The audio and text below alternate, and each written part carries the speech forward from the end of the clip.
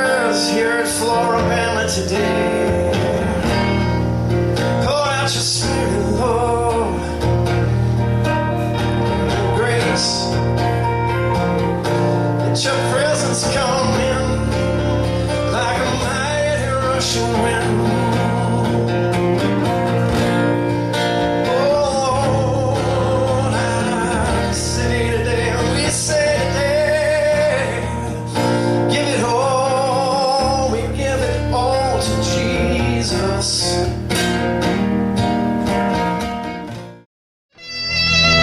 Welcome to the Flora-Bama Church. If I can get you to stand up, we're going to sing a few songs. This first song Michelle's going to do for us, and it is in your bulletin. All the songs today are in your bulletin, so if you got a bulletin, I'm sure everybody's got one. They're right there. First song's going to be My Redeemer Lives, and He does live. He rose again. He's here with us today.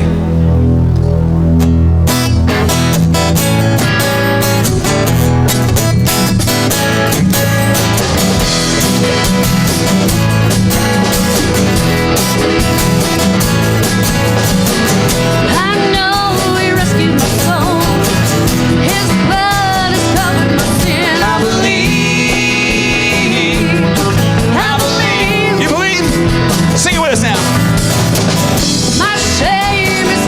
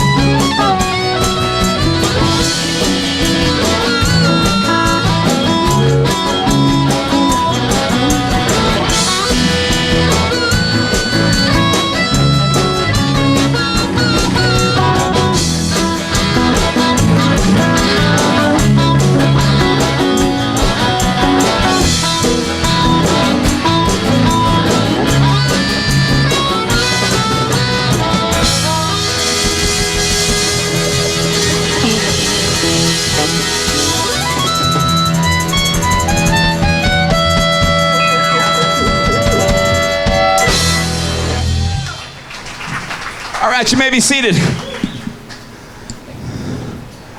Got some energy out here today.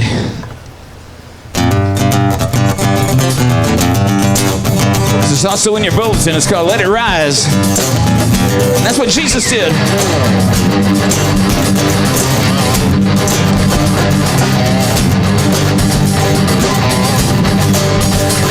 Let the glory of the Lord rise among us. The glory of the Lord rise among us. Let the praises of the King rise among us. Let it rise. Let the songs of the Lord rise among us. Let the songs of the Lord rise among us. Let the joy of the King rise among us. Let it rise. Oh, let it rise.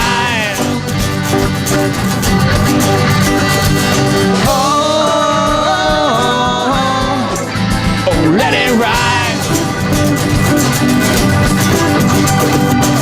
We'll sing that again.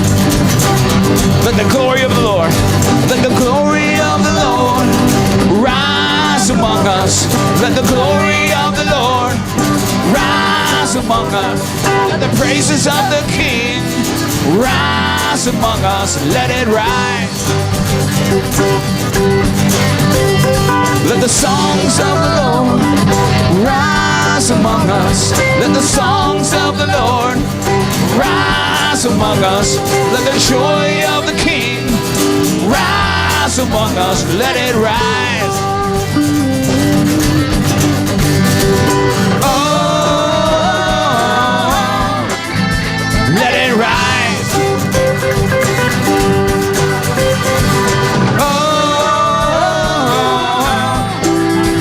Let it rise. Oh, let it rise. Oh, let it rise. Oh, let it rise. Let it rise. Let the glory of the Lord rise among us. Let the glory of the Lord rise among us. Let the praises of the King rise among us. Let it rise. Let the songs of the Lord rise among us. Let the songs of the Lord rise among us. Let the praises of the King rise among us. Let it rise.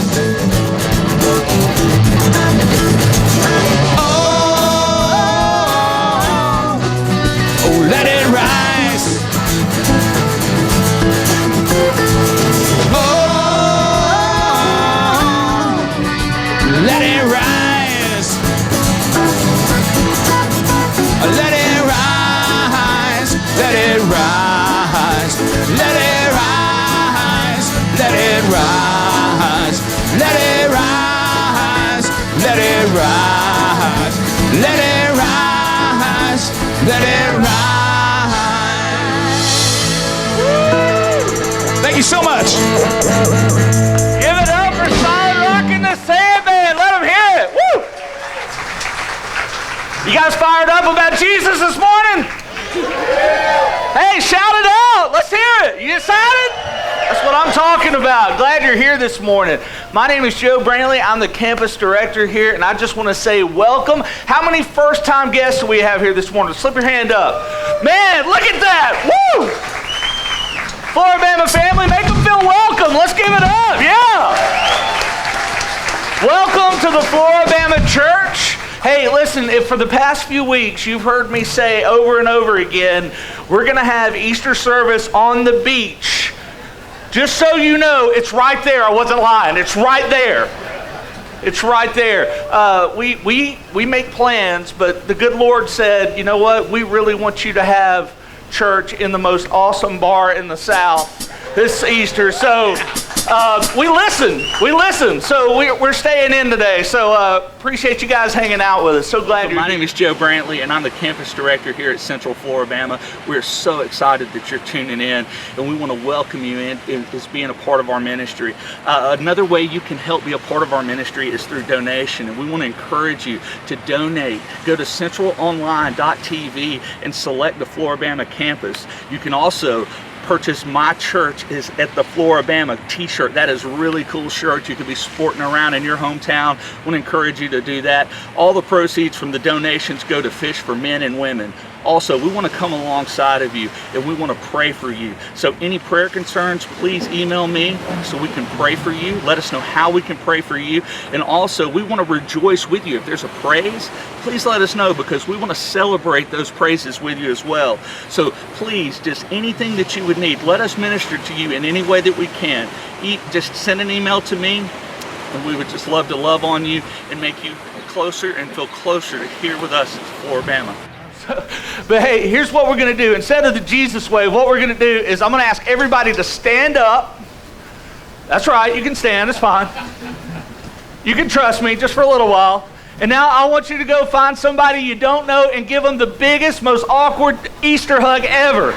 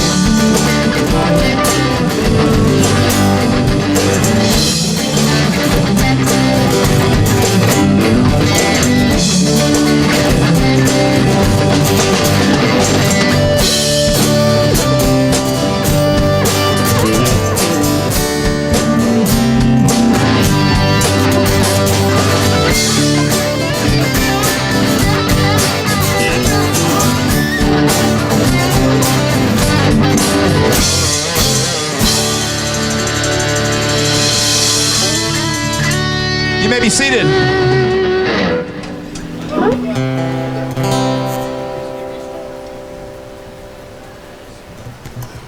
This is called We Believe. It's in the bulletin as well.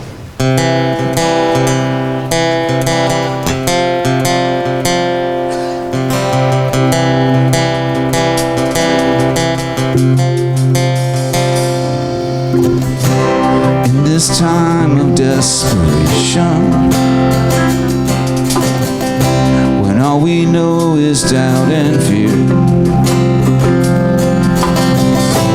there is only one salvation.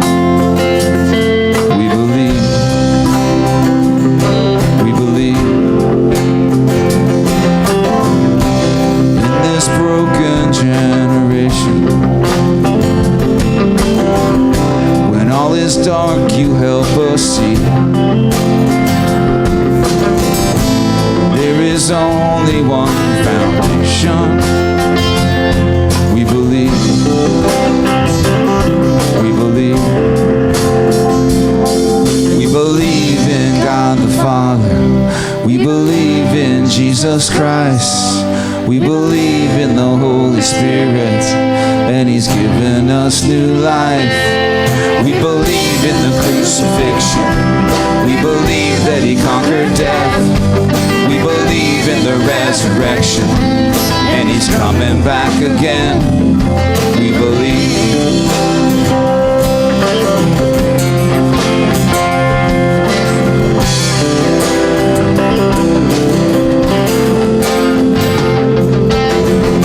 So let our faith be more than anthems, greater than the songs we sing. Weakness and temptations, we believe. We believe.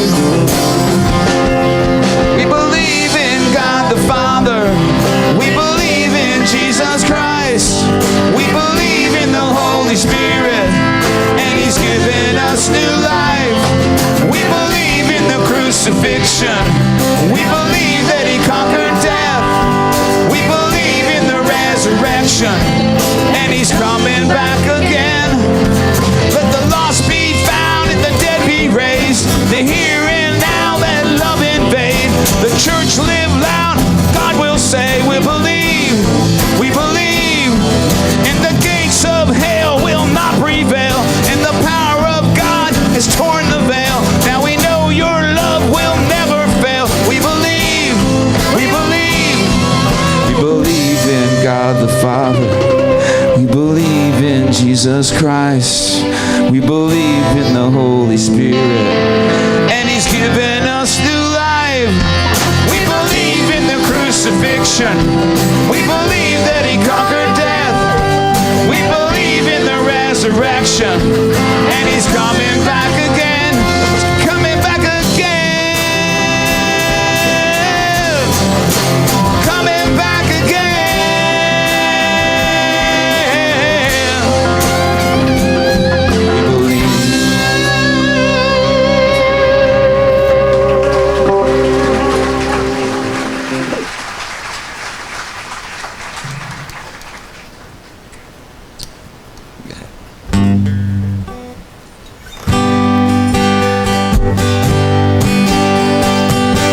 Also in your bulletin, y'all probably all know this, and because he lives, y'all join in with it. God sent his son. They called him Jesus. He came to love, heal and forgive. He lived and died to buy my pardon. An empty grave is there to prove my Savior lives. Because he lives, I can face tomorrow. Because he lives, all fear is gone. Because I know he holds the future, and life is worth the living just because he lives. How sweet to hold a newborn baby and feel the pride and joy he gives. But greater still, that calm assurance this child can face uncertain days because he lives. Because he lives, I can face tomorrow. Because he lives, all fear is gone. Because I know he holds the future, and life is worth the living just because he lives.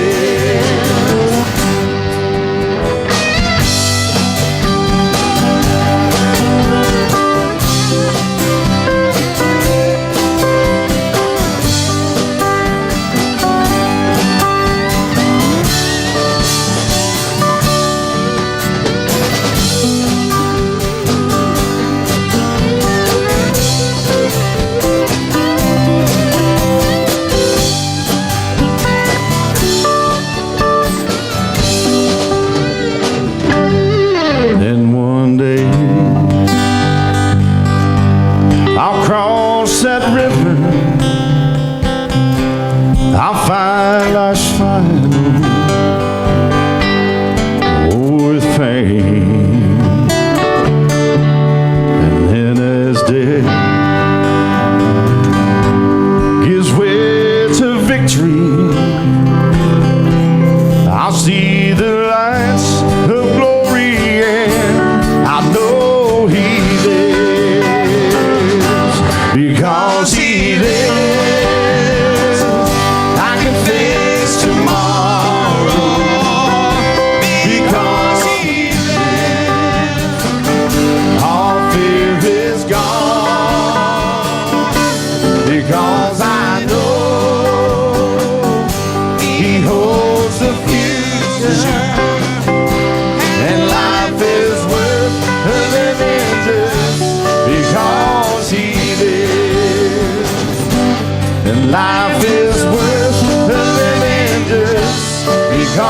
'cause he lives.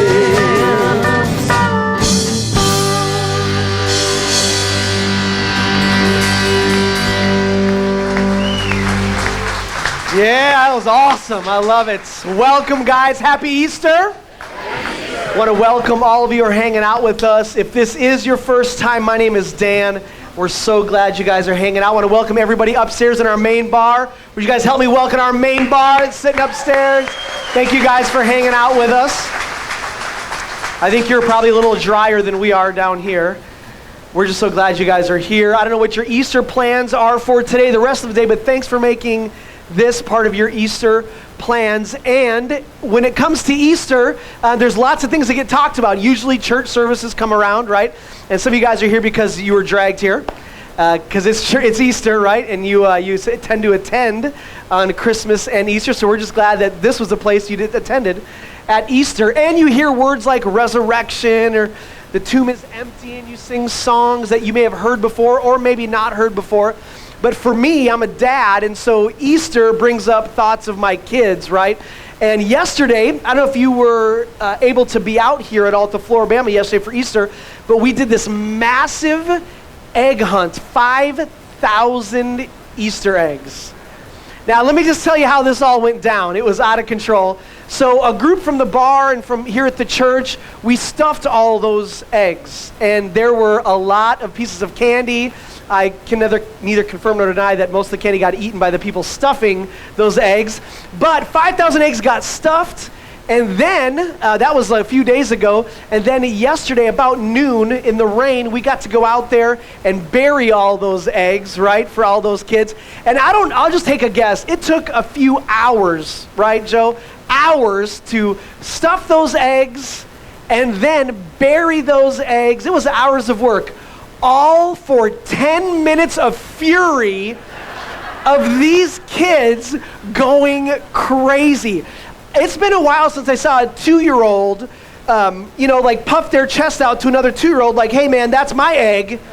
But it all went down out on the beach yesterday. It was out of control. And I'm super pumped. So I've got my phone, I'm ready to tape.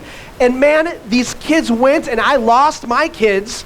They were in a mess, and the next thing I know, they've got sand and dirt, things are flying, and they come out smiling, couple bloody and bruised, but they were smiling with their bag full of these eggs. And it's great, I love it. I love the whole candy, Easter bunny, I love it, right? And I don't know if you've ever experienced that kind of being able to look at one of your kids, or maybe it's an Easter nephew or grandkids, and just looking at them. Doesn't it bring you a bunch of joy seeing how happy they are? I love that about Easter. Now, if, however, it was all of us out there, and they said go, and I'm punching people and you're punching people to get an Easter egg, we would think that was a little bit over the line, right? But there's something about being a kid.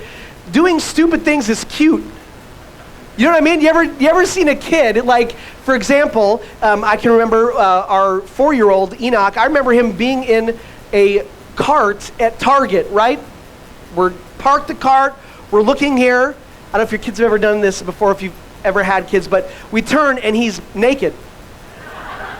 There's some kids, they just don't like wearing clothes, you know what I mean? So he's slowly peeling off. He's so smooth, we didn't even realize it, Now, if a 30-year-old man was walking naked through Target, there'd be some cops called. But a 4-year-old kid, we take pictures, we send it to our relatives, it's crazy, And for most of us, that stupid goes away. I say most of us because you've met some people, And I don't know why, but guys, to be honest with you, some of that stupid stays with us longer. I don't know what it is. A couple of guys. So last service I said that, and a couple ladies were like,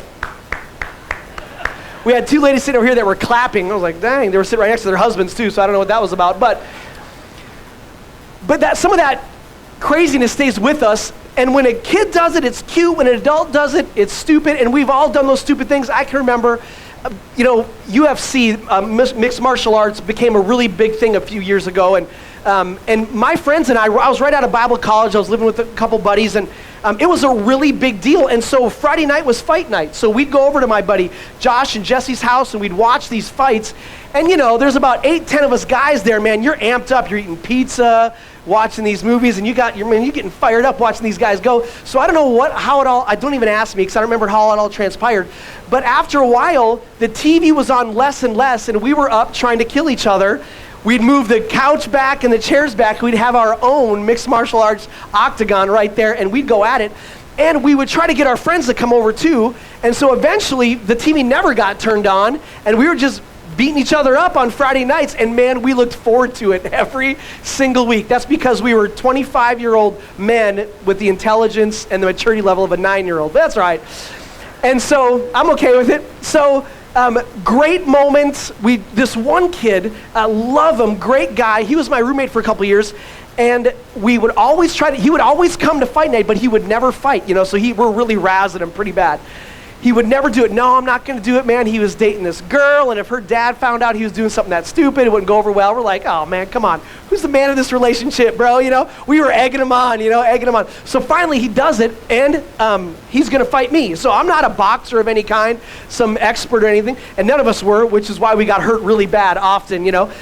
So we're just kind of throwing some punches and stuff, but then it's one of my favorite fight night moments of all time. Little of the stupid in me coming out, but it's all right. We were boxing, and he throws this big punch, this big roundhouse, and it's not even going to get close to hitting me if I just move back a little bit, right? And it's so telegraphed, I see it coming a mile away. Whoa, here he comes. All I do is duck. He trips himself with this big momentum and starts falling forward, and at the exact moment, unplanned of course, I step forward and nail him right there. It was beautiful. I knocked that kid completely unconscious as I stood over him, you know. And when I say unconscious, he was out. The only problem there was only one little problem. Being my roommate for that long, he had seizures. So now I remember why he kept saying, no, I don't want to fight. We egged him into it. So I didn't know whether to cheer or to like call 911, right? Our friends are like, they're trying to give me high fives and care for him at the same time, like didn't know what was going on. Well, he was fine, right? We got him up and he sat against the wall for like an hour with a cold rag. As we finished watching the fights, no one knew what to say, you know. About an hour later, he just said, does anybody have a Tylenol? That was all he got out, you know. But here's the interesting, the conversation later was, bro, how did that feel? I know how it felt for me. It was awesome. How did it feel for you? And he said, Dan, I didn't even see it coming. I never saw the fist. I actually said I never even felt the punch. It blindsided me. It came out of nowhere. Next thing I know, I'm laying flat on my back, waking up and everyone's staring at me like, oh, wake up, you know? Very traumatic experience for him. I had a very different experience than he did. He's laying on the ground, and what he said kind of shocked me. At first I thought, what do you mean you didn't see it coming? You got a big fist flying at your face and you didn't feel it. He said, I didn't feel it. I didn't see it coming. All I remember is being flat on my back. And I think if we're all a little honest, we have all been in a spot where we didn't see whatever life was throwing at us coming, but we've been flat on our backs before. And matter of fact, there's these two women in the Bible, Mary and Martha. If you grew up going to church, I didn't, but if you did, you may have heard their story before, but it's a pretty remarkable story. We catch them in the book of John, written by a guy named John, one of Jesus' close friends, and they were flat on their back. And they didn't see it coming. They didn't see it coming. Their brother took a sharp turn for the worse and got sick. And he's on his deathbed, literally on his deathbed. And I don't know the circumstances surrounding it, but whatever medicines were available, whatever medical treatments were optional back then, were not working, and they sent for Jesus. Now, the reason they sent for Jesus, Mary and Martha, because they knew Jesus. So they were like calling in a favor, you know. When your friend is the Son of God, you're calling in a favor, you know. So they send a messenger to get Jesus and say, hey, your friend. Now, this guy wasn't just Mary and Martha's brother. He was also Jesus' friend. So a little extra favor for us, and this is your buddy. And the amazing thing is this: Jesus gets word that his buddy Lazarus is dead. And he doesn't just drop everything and come running. He could have, but he didn't. As a matter of fact, it took Jesus so long to finish what he was doing and get to Lazarus that by then Lazarus has been dead 4 days. They sent word while he was still alive.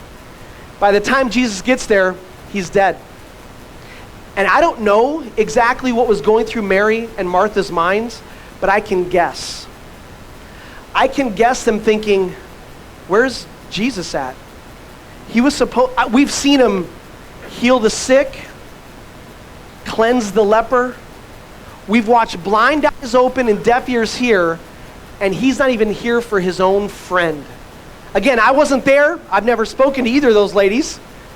So I don't know exactly what they were thinking, but I do know in their time of need, when they were in pain, it seemed as if Jesus was running a little behind schedule for them. And the thing that they wanted, they didn't get. So Lazarus dies. 4 days later, they see Jesus coming. As a matter of fact, Martha ran out to him and gave Jesus a piece of her mind and said, you know, if you would have been here, he would have never died.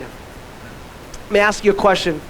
Have you ever needed something, prayed for something, had something tragic happen in your life, and it seemed as if God wasn't there?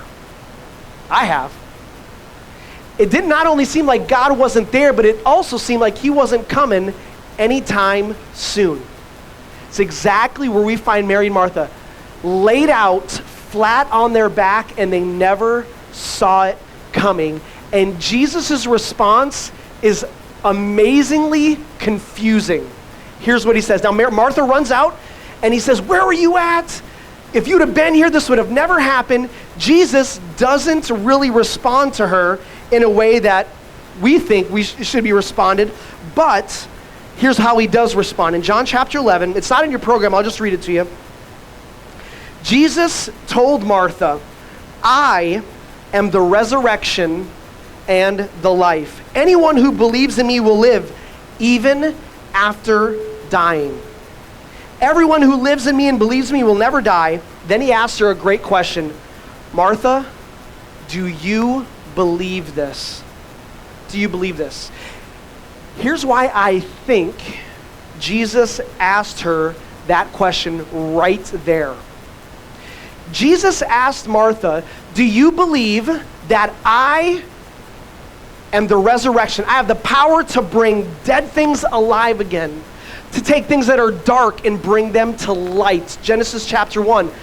In the beginning there was darkness and God said, let there be light. God always moves us from death to life and darkness to light. Do you believe that, Martha? Do you believe that if you believe on me, if you were to open up your heart to me, Martha, and believe that I'm the resurrection and life, that there would be something more for you after this life? He says to her, everyone who believes in me will live even after dying, that there's something else out there for you besides just this life. But beyond that, right now, Martha, I am the resurrection and I am life. Do you believe this? Do you believe this? Now, let me fast forward the story real quick and come back to what I was just saying. He raises, I don't know if you know the story or not, but he raises Lazarus from the dead. That's pretty awesome. So the thing that they feared happened. The thing that they were, sending message to Jesus for, so it wouldn't happen, actually did happen. But the amazing thing is Jesus asks Martha if she believed he was the resurrection and life before he raised Lazarus. It would have been a different situation, different question. When God raises Lazarus, the question comes, now Martha, do you believe that I'm the resurrection and the life? Absolutely, absolutely. You just answered my prayers. But sometimes our prayers don't get answered the way we wanted them to get answered. And sometimes there's pain and we didn't even see it coming. And we've been disappointed, looked over, passed over. and we don't see those things coming. Now, if God were to do it and you were to say, hey, do you believe God's a good God? The answer is yes. Why? Because he did it. Oftentimes, we equate our view of God, how we view God, with what he did for us lately. What prayer have you answered for me lately? What miracle have you done in my life lately? When you do it, I believe. But right now, I really, really wanted that, and you didn't do it. Jesus is asking us the exact same question he's asking Martha. I am the resurrection of life right now. In the midst of your pain and your loss, in the midst of the battle going on in your home, the divorce, the estranged relationship, in the midst of all of the things going on in your life, I am the resurrection and the life. And he's asking us, do you believe that or don't you?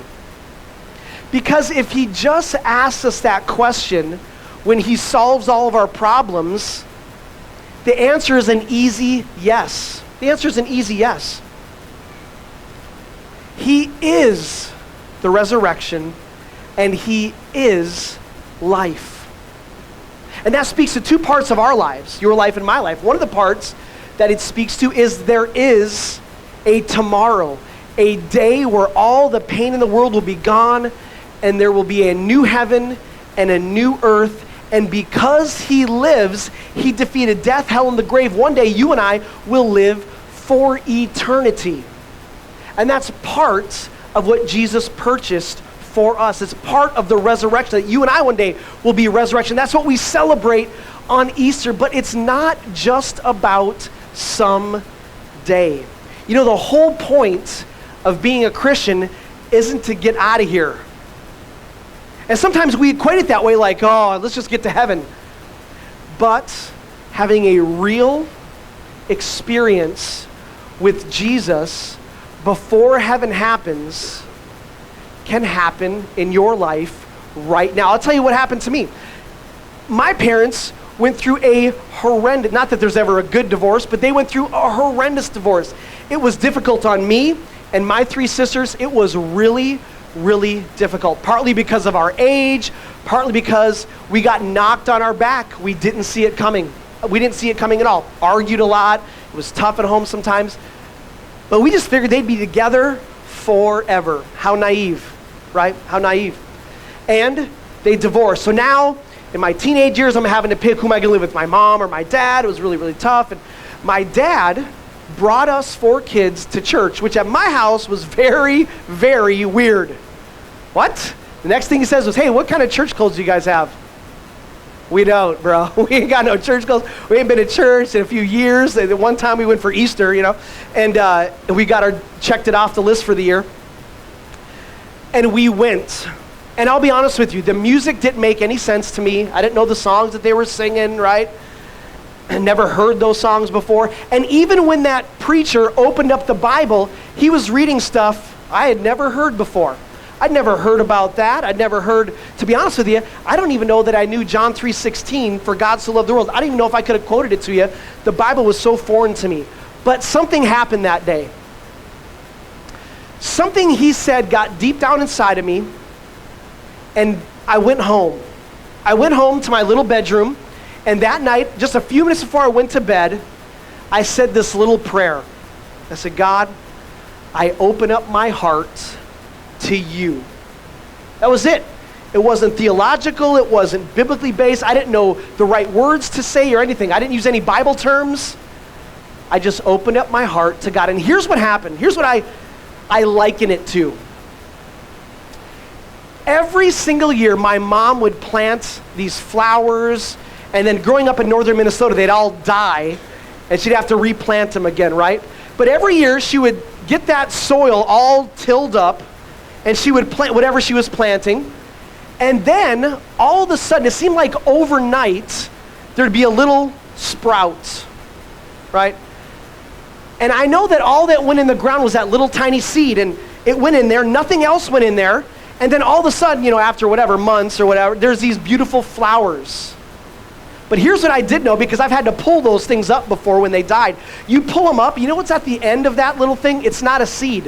What's at the end of that thing? There's all these roots. Before that, whatever, strawberry, before that flower bursted forth, there was time where those roots were growing and digging really deep. That's the best example I can use of what happened to me that day in my bedroom. God planted a little seed in my heart. And nothing changed. My skin color didn't change. I didn't all of a sudden start floating and quoting the Bible and all my sins, I stopped sinning and everything. No, none of that happened.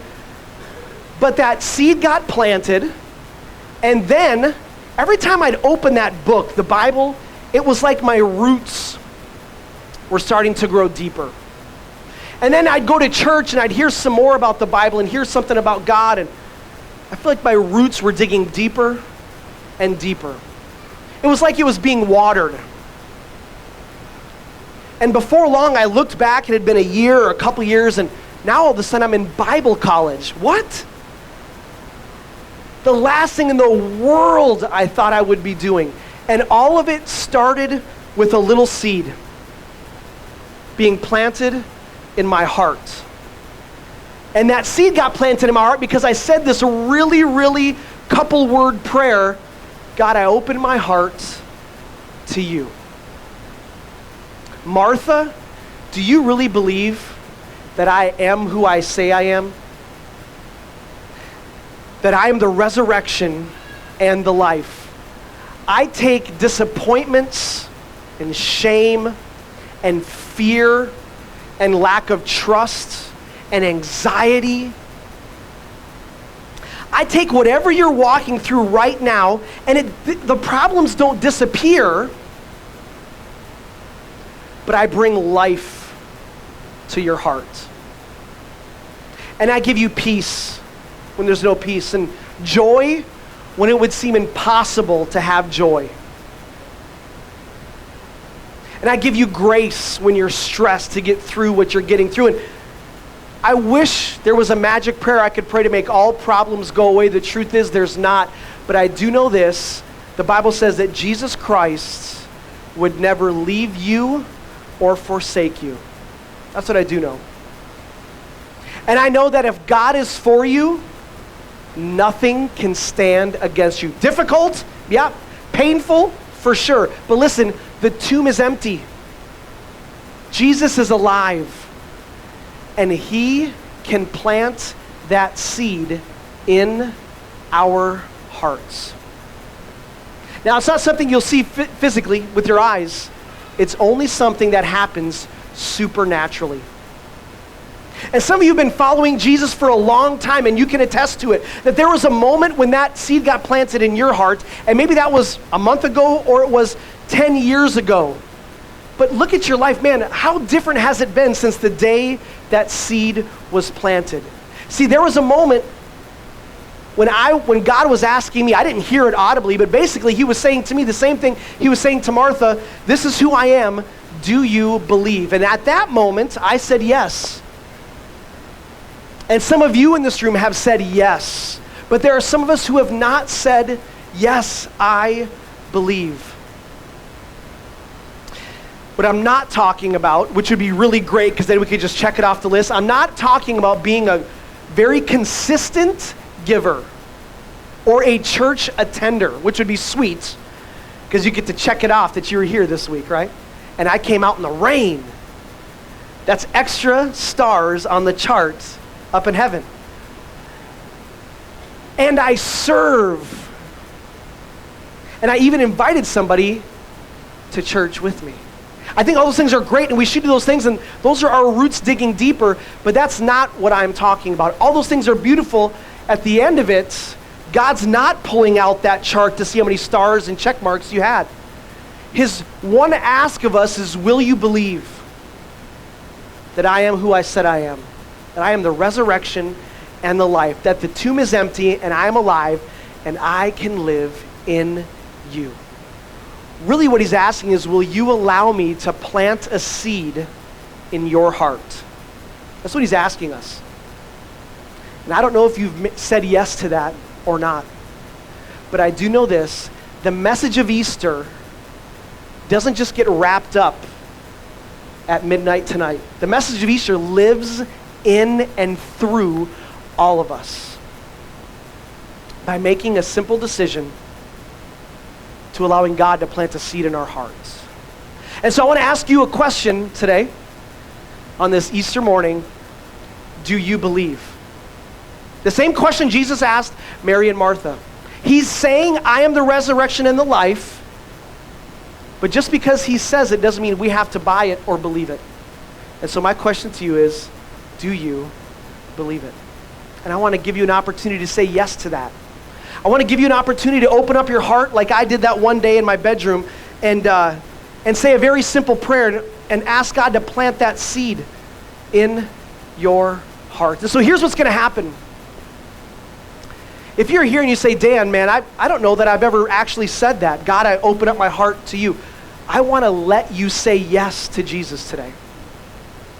And it's as simple as just doing that. Yes, God, I open my heart to you. Plant that seed in my heart. Or maybe you have opened up your heart, but it's been years and years and years since God was like a thing in your life. And he's been very at an arm's distance for you. And you're saying, well, it's not that I want to open my heart, but maybe I need to reopen my heart to Christ. What you're asking God to do is to plant the seed in the soil of your heart. And I promise you this, it will produce fruit or flowers or whatever it is. That's the way God works. God doesn't do something special in your life and then abandon you. It's not how he works. You may have been abandoned by others, but that's not how God works. And so in just a moment, not yet, but in just a moment, I'm going to ask you to bow your heads. Not yet. And we're all going to close our eyes because God only listens to prayers when your heads are bowed and your eyes are closed. I'm just kidding. I don't know about you, but it helps me to focus because I'm a little ADD. But I'm just going to ask us to do that out of respect because I'm going to put this question out there. Will you choose to open up your heart for Christ? And if that's you, not yet, but in a moment, I'm going to ask you just to shoot your hand up. Don't worry because no one will know you're doing it because everyone's head bowed and everyone's eyes closed. And then I want to lead us all in a prayer. And then here's what God says just happened. That your life is forever changed. Your sins, past, present, and believe it or not, future, are all forgiven.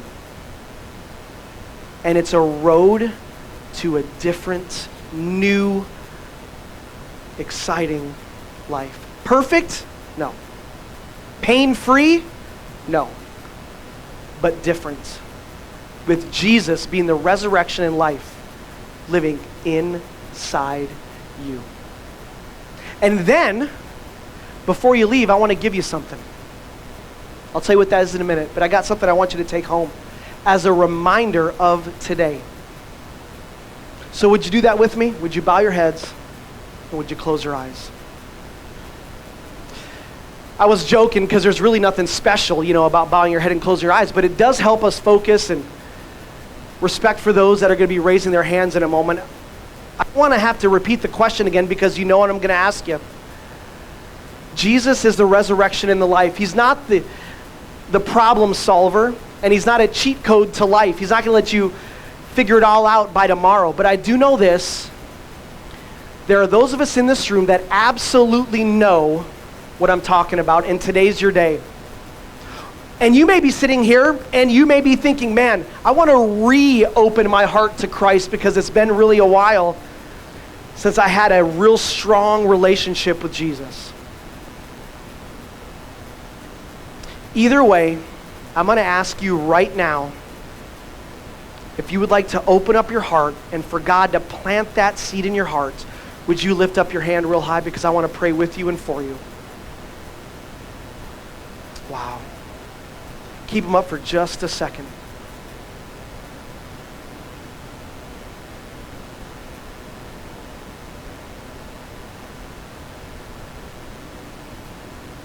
You can go ahead and put them down. I'm going to say a prayer, and if you raised your hand, or maybe you thought, man, I didn't do it, I chickened out, and you know you should have, just in your mind or under your breath, you can repeat this prayer with me. It's simple. It sounds a lot like the prayer I prayed when I was freshman year in high school. I'll say it, and you can say it in your mind or in your heart. Jesus, I believe that you're God's son. I believe you left heaven and came to earth to die for me. I need you. I open my heart to you. Plant that seed in my life. Help me to water it so that it will grow. I give you my life. Now let me say a prayer for you. Father, I pray for every one of us that raised our hands. What an amazing decision. Everything changes today. God, I'm asking that for every person that has asked you to live inside them, for that seed to be planted in their hearts, God, you'd produce fruit in their lives. And I don't know what they're facing, and I don't know what tomorrow's going to hold for any of us, but I do know this: we don't face it alone. But Jesus, the resurrection and the life, is with us. And if God is for us, nothing can stand against us. We pray this in Christ's name. Amen. Well, church family, would you help me say thanks and congratulations to those who made spiritual decisions for Christ? That was awesome.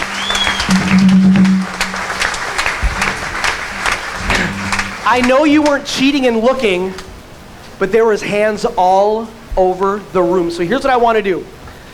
Here's what I've got for you. I've got a little pot for you, a planter's pot for you. Yeah.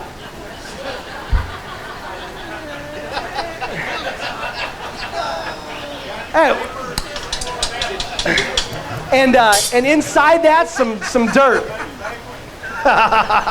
And inside that thing, some dirt. And then here's what we're going to give you. We've got a little flag that says alive again, because that's what happened to your hearts. Those of you who have opened your heart to Christ, it became alive again. And on the end of that little deal is some seeds. All you have to do is push this right down in there, give a little bit of water and some love, and it's going to be a marking of today. And when that thing blossoms, and I don't even know how long, don't ask me, but it's going to blossom at some point. Just don't try to kill the plants, all right? But it'll blossom at some point. It'll be a reminder of the decision you made today. So if you did raise your hand, before you leave, you want to grab one of these, stop off at either this table or this table right here. We have more than just this for you. We've got some things to help you along in your spiritual journey. But either way, we would love to connect with you. If you didn't raise your hand and you really want one, don't take one. All right?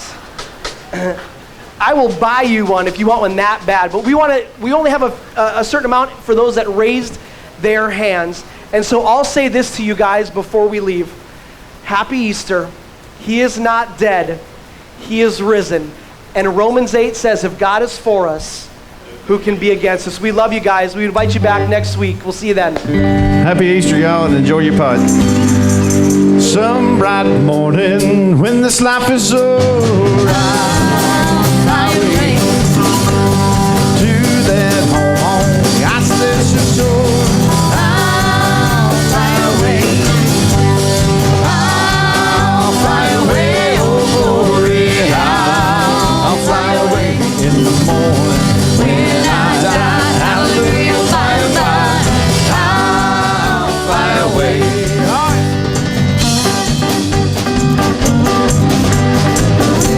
right.